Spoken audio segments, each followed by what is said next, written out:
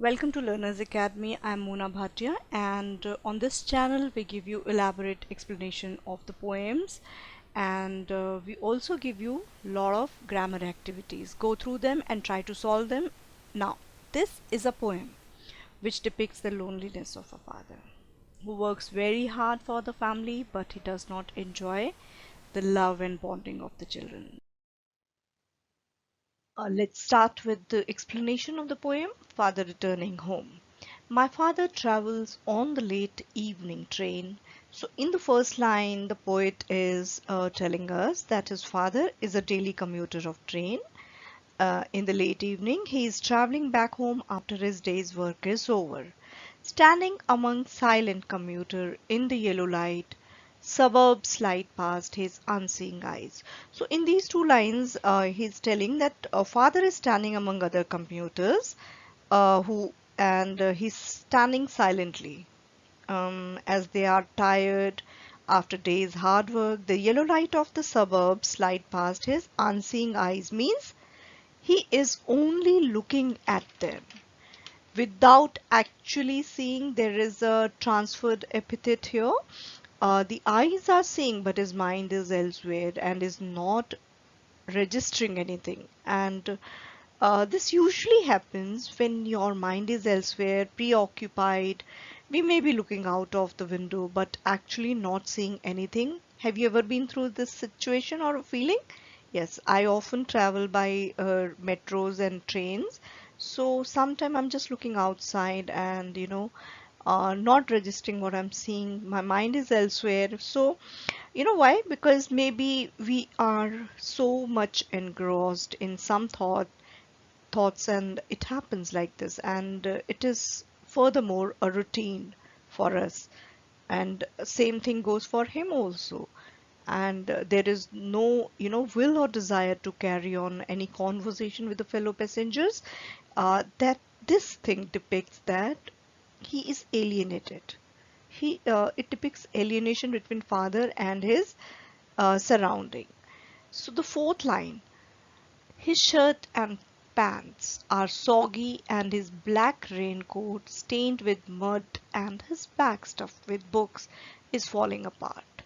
So that means his shirt, in these lines, his shirt are soggy. That means what has happened? Maybe it is because of the sweat, or maybe it is the monsoon time. Most probably it is because of both the things, because it is monsoon time. As we go ahead and read the poem, we get to know that there is a raincoat and a slippers which are there.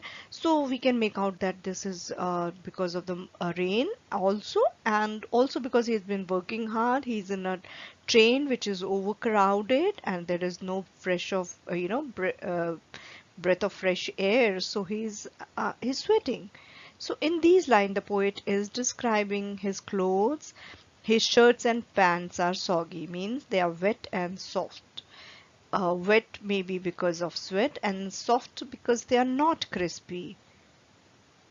Maybe because he's not ironed them, or maybe he's ironed them in the morning and after day's work, it has become so soggy. So they are worn out, shirt and pants. They're not crispy, they're not very new. All right. So the next line is um, his bag is stuffed with books. That means he's having a bag which is having no room for anything else. It's totally stuffed and is falling apart. That means um, it's overstuffed with books. A lot of books have been kept inside. He doesn't have time for to sort them out. Whatever things comes that belongs to him, he keeps on adding to his bag. That's why it's falling apart. Now, next line is his eyes dimmed by age fade homeward through the humid monsoon night. And he has a black raincoat which is stained with mud, and his bag stuffed with books. So this means that this shows that he is diligently working throughout the day, and it rains or whether it is rain or whether it is sunshine, and is not bothered to clean it. He's just living his life without enthusiasm, not bothered about his looks, about his things, and his bags are stuffed with books, is falling apart. This line also describes that he is so occupied with his work and his daily routine that he has no time to sort out his bag. It is full of books and is not able to accommodate them, and hence they are falling apart. So he his life is so monotonously routine that he keeps stuffing his bag and doesn't take the things out of his bag which are not no longer needed. This clearly shows that he spends no time on himself and his own things. Okay, so his charm, his enthusiasm for life is really dying. These lines, they only depict one thing. So the poet is describing and trying to building up a sketch of a father with detailed description, uh, you know to show how selflessly he spends his days outside so that he can earn for his family. Now next is his eyes are dimmed with by age. His eyes dimmed by age fade homewards through the humid monsoon night. So what does that mean? Now, now I can see him getting off the train like a word dropped from a long sentence.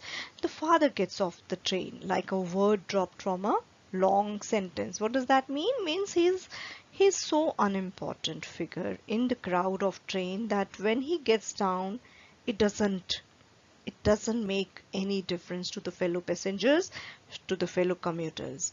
Just like if a word is removed from a very long sentence, it doesn't make any difference in it, right? So he is like an unimportant thing, like an unimportant word from a sentence. The poet is making descriptions so elaborate that I can create a vivid imagery in my mind about a person who has become so mechanical and overburdened, with responsibility that he doesn't even has any spark in his life, in his eyes also. He's so unmoved by the sights of the suburb. He's so alienated towards the fellow passengers, and because they are too familiar to him to catch his attention. This shows that um, his monotonous routine is uh, is is so boring that he's working day in and day out for his family, and is actually a very saddening description. But here, as we go through these lines, he hurries across the length of the grey platform. It shows that maybe he's in a hurry to meet his family. So maybe he is an alienated person in the train, but he is looking forward to meet his family. This is what these lines, may convey. So he crosses the railway line, enters the lane. So basically, when the word home, fade homewards is used, it shows that there is no eagerness even for going back home. So what is it? What is it that is troubling this man? He is not enjoying in the train. Then he's fading homewards. That means he's not even very much interested in going back home. So this detailed description clearly points out to the fact that father is just doing his work. He's like a robot. He's just working without emotion. He's fulfilling his responsibility without really enjoying his life. His mannerism, his silence, his clothes, his condition of his bags, his raincoat, all of these things, they show that he has least interest in life. He's somewhere lost it and has become so mechanical that he's not even bothered about them. He's lacking happiness. All these lines also depicts that he is lacking interest and happiness. He's alienated not only with the fellow passenger but also with everything around him. He's not enjoying his present moment. So he hurries across the length of the grey platform. So this line, in a way, tries to, it compels me to think. I think he's interested in going back home. Maybe somebody is waiting for him eagerly, and he's also eagerly, hurries towards the length of the platform. So when he gets down from the train, he doesn't even look around. On the contrary, he starts walking. He crosses the railway line, he enters the lane. So basically, his mind is working like a robot, where he's behaving as per the instructions to reach home without actually enjoying the journey. Not only the journey of a commuter who goes to work daily, but is not even enjoying the journey of his life. Okay, now his chappals are sticky with mud, but he hurries onwards. This stanza depicts that the dull, monotonous routine where father is stuck and he's not living the present moment but just going on with the flow. I think after reading the first stanza, my takeaway is that even though the life is monotonous, we must try to break the monotony by getting involved with other commuters, by getting involved in the journey, by looking around, by enjoying the travel every day. Though it is easier said than done, but I think that's something which is missing in the character of a father. We must try to bring that thing in our life in case we are also like him. If we are, in case you feel that you have also become so mechanical and robotic. So he's alienated, he's aloof, but that is the, way he is. So uh, that is the way we may also become. So we must work on it so that we can enjoy each and every moment of our life. And once you start enjoying your life, once you are full of life, once you become happy go lucky, people start getting attracted towards you. Otherwise, you may become aloof. Once you start becoming aloof, then there is no coming back. Home again, I see him drinking weak tea, eating a stale chapati, reading a book. So now, when you go through the first stanza, you feel as if he's in a hurry to reach home, as if he's being missed clearly, dearly at home. So he's rushing. But as you read the second stanza, the first line, you realize the situation is not very different at home also. Even at home, he is alienated because I see him drinking weak tea. Now, the poet refers to weak tea and stale chapati. It depicts that nobody serves him a fresh tea and freshly made chapati, though he's the bread earner of the house. He's the provider, but still, he doesn't complain. He's not demanding, or he has given up because after certain time he must have realized that nobody is bothered, so he must have given up his demands also. So it shows his pitiable condition. Then next line, man's estrangement, and then he reads a book, sorry, reading a book. And then he reads a book that shows at home also he's alienated. Nobody shares their joys and days, story with him, and nobody has to tell the day's experience with him, nor do they ask him how was his day. So he feels lonely, then he goes to the toilet, you know, and to contemplate, to think. So man's estrangement from a man-made world. Um, you know, and then he goes to the toilet and spends his time there thinking about, his situation, maybe. So he feels totally alienated. Man's estrangement from a man-made world, he's basically, he shuts himself up, you know, he creates a wall around himself. He shuts himself away from the world, the present moment. He feels estrangement. He feels upset while coming out of the toilet. Then, next line, coming out, he trembles at the sink. So he feels upset while coming out of the toilet. Maybe there have been a lot of thoughts that must have come to his mind, like, what am I getting here? What am I doing here? Nobody's respecting me. He trembles and he looks terribly shaken with that thought. Okay, the cold water running over his brown hands. Now he washes his hands and cold water is running over his brown hands. Then he's lost in his thoughts. A few droplets cling to the graying hair on his wrist. So the poet is giving a vivid imagery in, with these lines. As you read, there is an image that is created. So visibly, he is very upset with his situations, and there's a predicament, few droplets clinging to the hair of his, wrist. And then let's go to the next line. Um, his sullen children have often refused to share jokes and secrets with him. He will now go to sleep, listening to the static on the radio, dreaming of his ancestors and grandchildren, thinking of nomads entering a subcontinent through a narrow pass. So his, bad-tempered children are so busy with themselves in their lives that they do not interact or share even jokes, even secrets with him.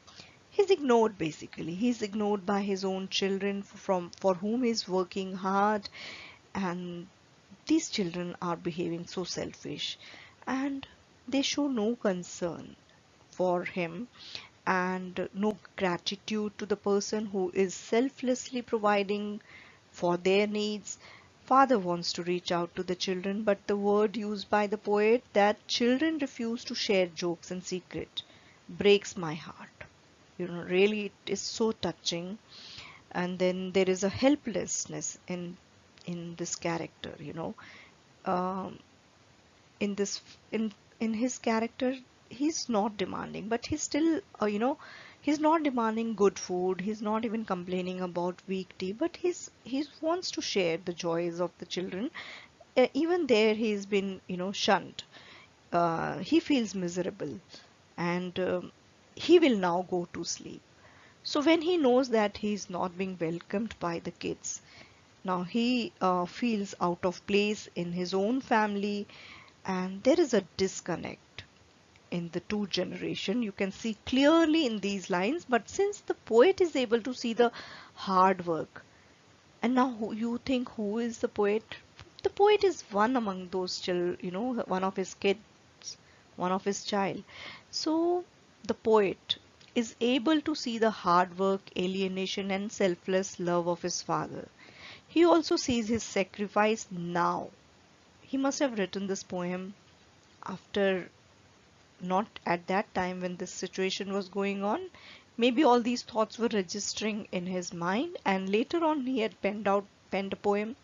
So he is writing this poem as he has grown up now, and he understood the pain of his father must have gone through. Okay, so these recollection of, from his childhood, and with the feeling of sympathy for the father, he's now able to understand, perhaps maybe now he has become the father. So which hints that child now has grown, and he's now looking at the younger siblings behaving in a similar manner, and now the poet is realizing his mistakes as a child. So he's depicting father's pitiful state in the poem. So you know there is a this poem is giving us a clear cut message that we should not behave in the manner the children normally behave with father. uh, we should try to fill the generation gap by sharing our daily routine and with father, and asking about his and his also, about his life, and also, being careful about his needs, and then father will also have motivation to live. There has to be a communication. There in this whole poem there is a communication gap, because he's not being welcomed at home, so father has alienated himself from the outside world also.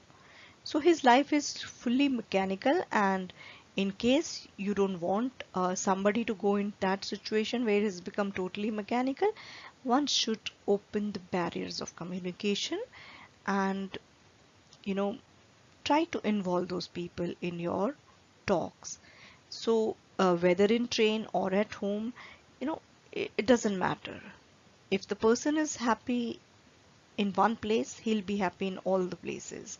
So that is the father, message of this poem, so that he should not suffer. And this is not the story of one father. I suppose this is a story of many you know, of such fathers. They all go through, most of them, they go through the same phase, you know. Now, in case the children, they want to have a better memory of their bond with their father without any regret, they must, try to fill in this gap. Sooner, the better.